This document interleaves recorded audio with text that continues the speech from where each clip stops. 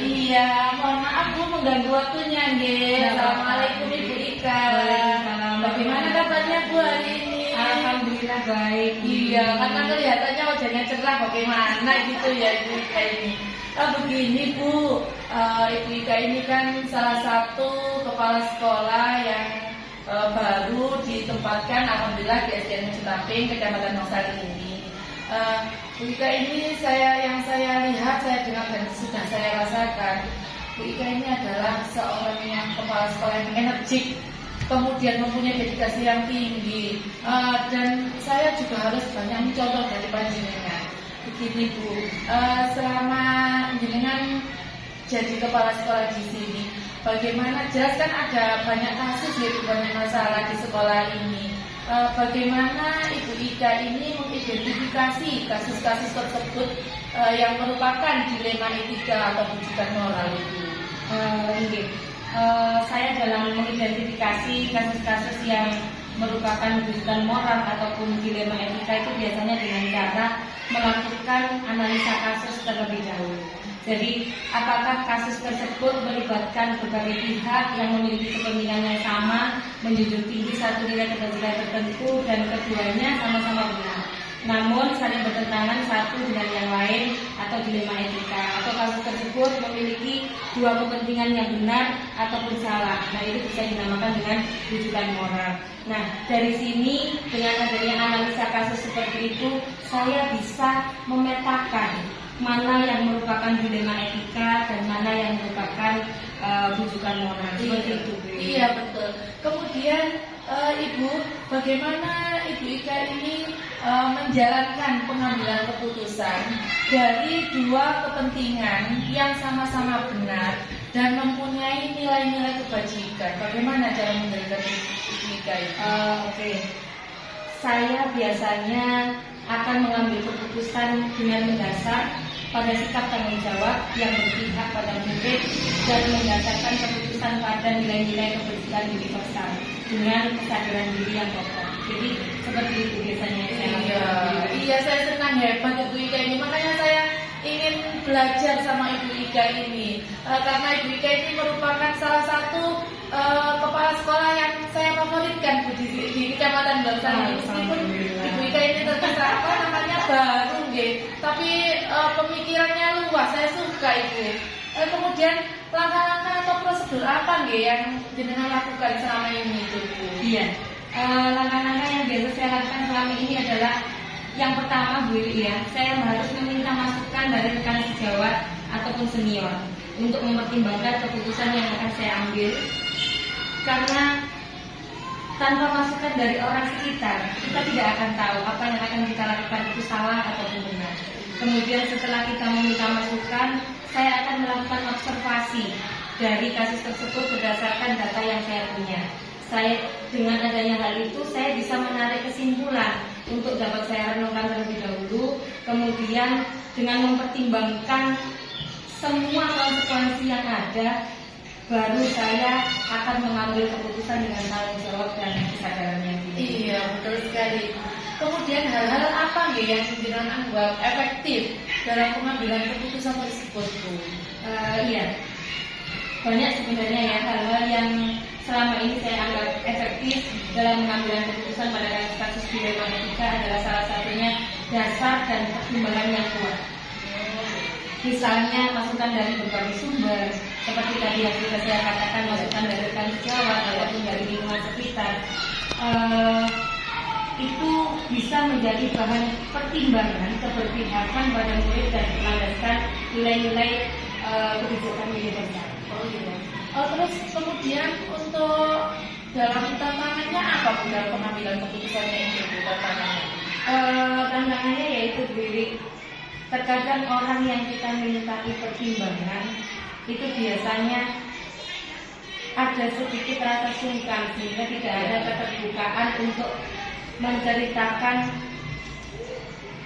sisi kurang dan sisi positif dan sisi negatifnya, sehingga dengan tidak adanya keterbukaan dari yang memberi masukan, otomatis kan terkadang saya pribadi tidak bisa mengetahui sisi mana yang harus saya perbaiki. Itu tantangannya seperti itu. Jadi tidak semua orang bisa terbuka atau terbuka. Kadang ada yang sungkan atau yang lain dan sebagainya seperti itu. Iya, kemudian ini apakah jenengan dalam menyelesaikan kasus, dalam pengambilan sebuah keputusan, apakah ada tata cara atau jadwal tertentu untuk pengambilan keputusan itu? Apakah dengan langsung menyelesaikan masalah tersebut di tempat itu? Tergantung dari masalah yang saya hadapi. Kalau memang masalah itu harus diputuskan hari itu juga, otomatis saya juga harus segera mengambil kebijakan.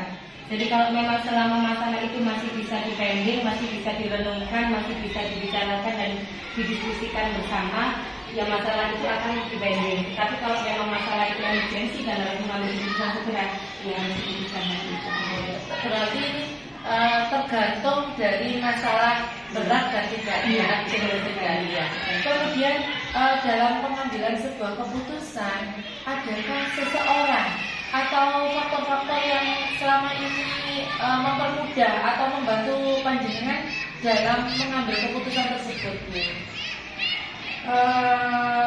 Biasanya menurut saya ada, yaitu rekan sejawat yang saya anggap mungkin lebih senior, sehingga memiliki tingkat kedewasaan yang lebih tinggi dan dalam memecahkan setiap masalah dengan adanya bukti nyata yang mendukung dan kasus yang akan diputuskan, sehingga dengan adanya pemahaman beliau yang saya anggap lebih dari saya, mungkin itu bisa saya jadikan acuan untuk mengatasi sebuah masalah.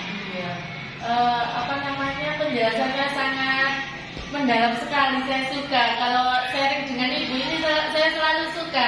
Saya tidak sungkan mengungkapkan apa yang saya rasakan selama ini, Bu. Terima kasih atas penjelasannya. Dan untuk yang terakhir, Bu, dari semua penjelasan yang jenengan sampaikan tadi, itu pembelajaran apa yang jenengan bisa petik dari pengalaman jenengan dalam mengambil sebuah keputusan? Intinya seperti ini, Bu. Dalam pengambilan keputusan itu, apapun itu harus didasari oleh pertimbangan sikap dan tanggung jawab, berpihak kepada murid dan mendasar pada keputusan nilai-nilai kebajikan yang universal, seperti contohnya sikap keadilan, kesetiaan, kesabaran, kejelian, ketegasan dan kejujuran. Sehingga apapun langkah yang kita ambil, apapun keputusan yang kita putuskan, itu insya Allah itu sudah sesuai dengan harapan kita. Iya. Terima kasih, Bu, atas penjelasan jenengan, dan saya suka sekali belajar dengan panjenengan karena Wika ini adalah salah satu kepala sekolah yang memang benar-benar mempunyai dedikasi tinggi. Saya suka dengan sharing dengan ibu, masukan-masukan ibu itu menurut saya itu sangat mengena dan saya bisa belajar dari pengalaman panjenengan. Terima kasih, Ibu. Sebelumnya mohon maaf mengganggu waktunya. Assalamualaikum warahmatullahi wabarakatuh, Ibu. Waalaikumsalam warahmatullahi wabarakatuh.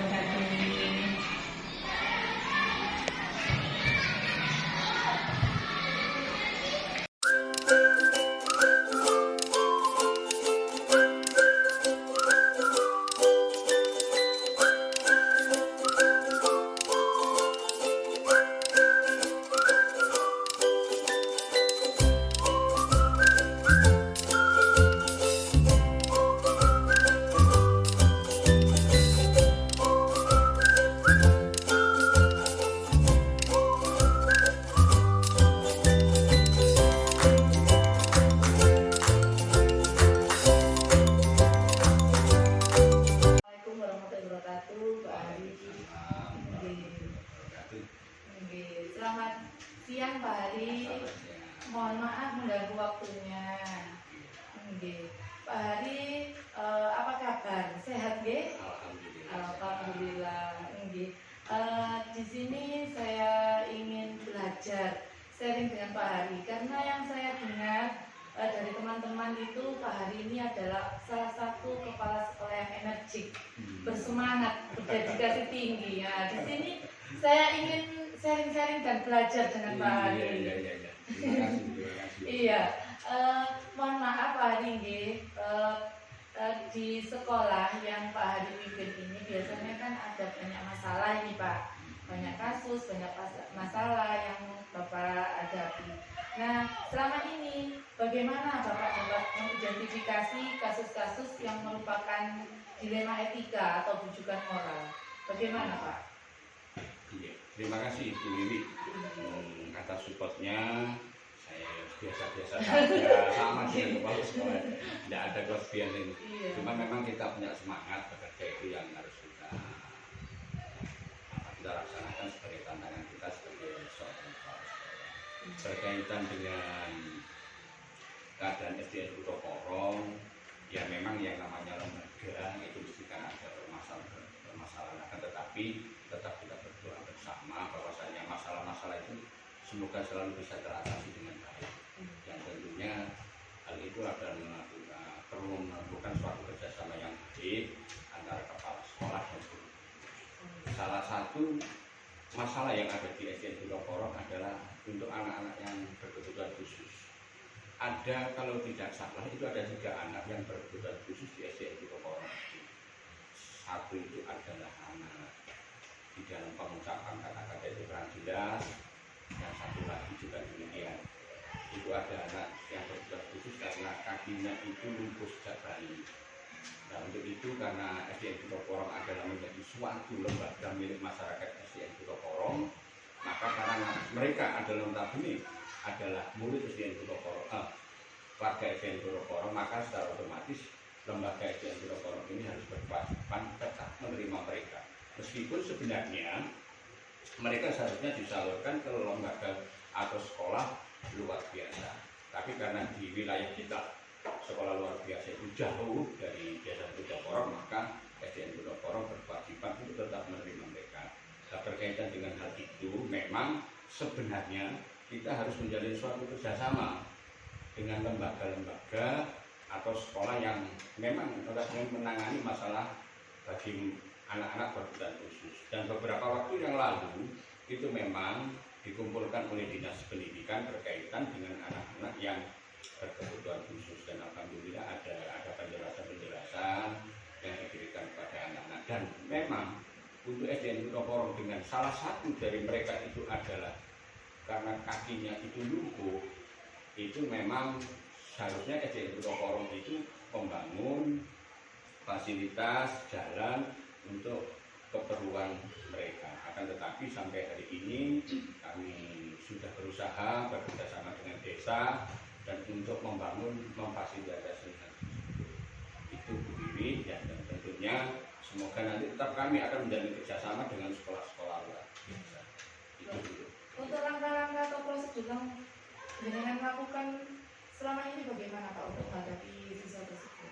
Ya, selama ini yang kami laksanakan adalah ya tentunya kami memberikan suatu motivasi kepada kelas ini.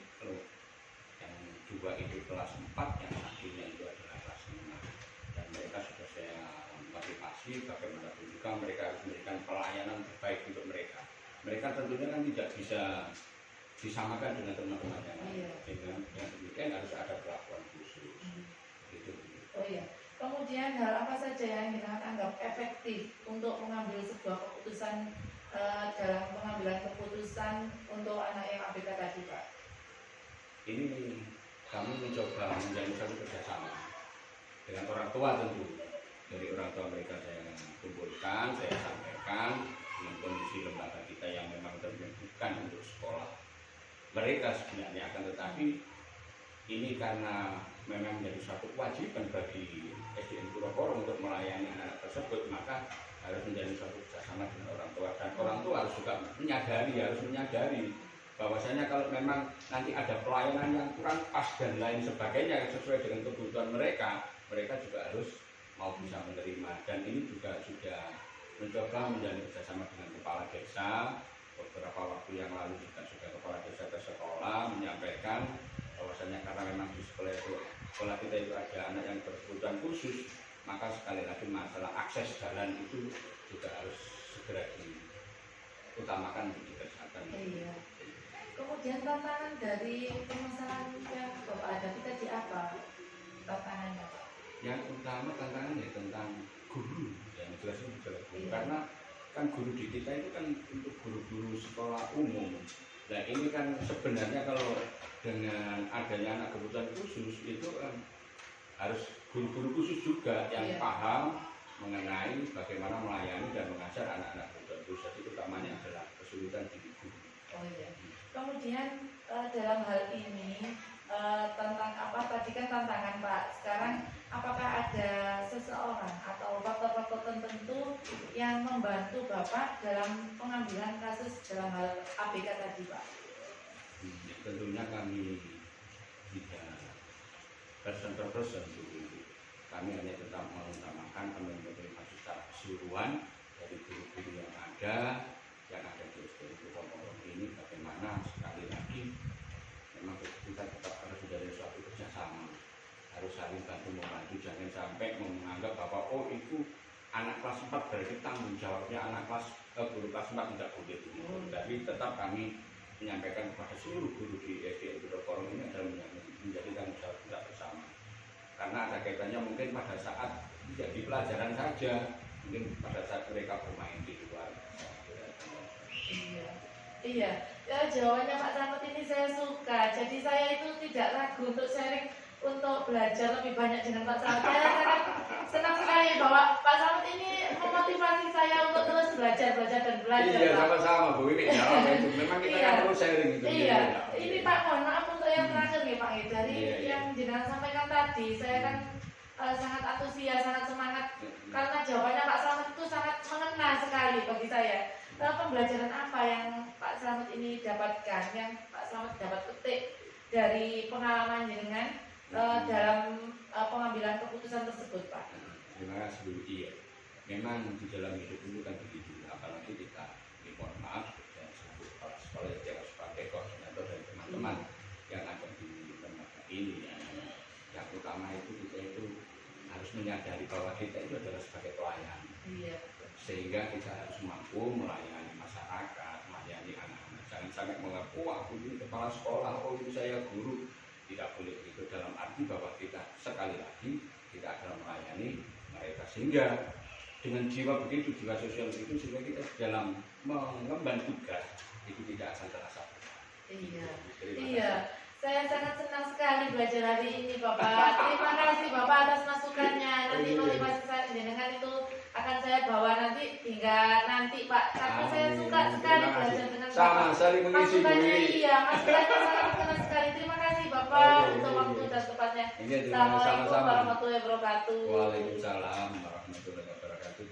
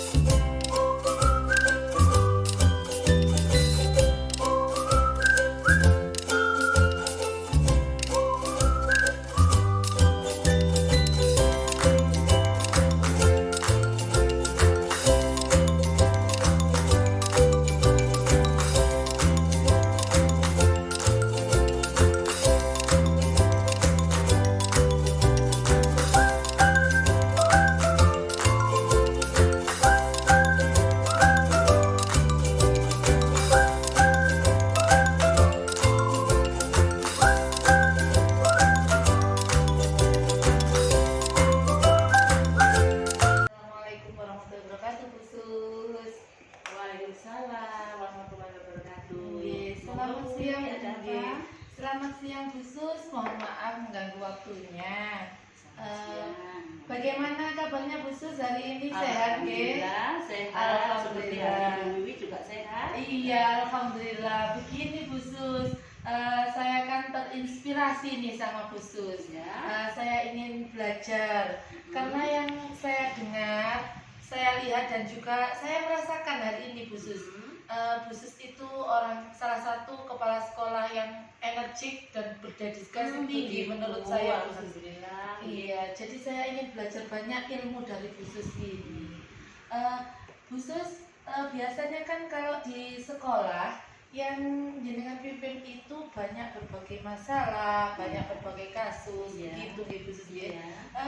Bu Sus dalam bagaimana Bu Sus ini mengidentifikasi kasus-kasus yang merupakan dilema etika atau bujukan moral. Bagaimana cara dengan mengidentifikasinya Bu Sus seperti itu? Iya, begini Bu Wiwi ya. Pertama sebuah dilema itu kan jelas ya Bu Wiwi ya. Iya. Kita diposisikan pada sesuatu yang sulit ya, dimana kita harus memilih, memutuskan. Kalau misalkan kita putuskan ini, pasti ini juga ada dampaknya. Putuskan ini ada dampaknya. Kemudian untuk mengidentifikasi masalah itu tadi, apakah ini termasuk dilema etika, kasus etika, ataukah itu bujukan moral, ini harus kita perhatikan dulu apa permasalahannya, harus kita betul-betul perhatikan di situ. Ya.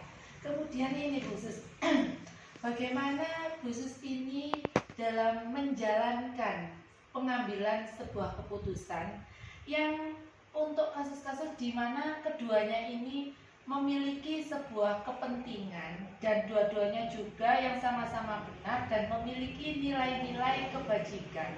Bagaimana Bu Sus ini menjalankan pengambilan keputusan tersebut? Iya, jadi untuk pengambilan keputusan ini karena sama-sama juga sebuah kepentingan yang sama penting, jadi kita harus betul-betul selektif ya. Kita lihat permasalahannya itu dari bagaimana, yang mana yang lebih penting dan mana yang harus diselesaikan lebih dahulu. Iya. Kemudian menurut Bu Sus ini langkah yang bagaimana yang harus jenengan lakukan dalam pengambilan keputusan tersebut? Pertama kita harus mengidentifikasi masalah. Jadi istilahnya kita mengumpulkan data. Dari data-data itu kalau sudah kita terima kan kita tahu apa permasalahannya. Benarkah ini terjadi begini? Seperti itu, jadi kita mengumpulkan masalah tersebut. Oh iya. Kemudian hal-hal yang Bu Sus anggap lebih efektif, hal-hal yang Bu Sus anggap lebih efektif dalam menjalankan dalam pengambilan sebuah keputusan Ya. itu yang bagaimana Bu Sus? Begini juga ya, untuk masalah ini dan agar tidak sampai terpublikasi ya, mencuat keluar dan begitu akhirnya semua orang tahu.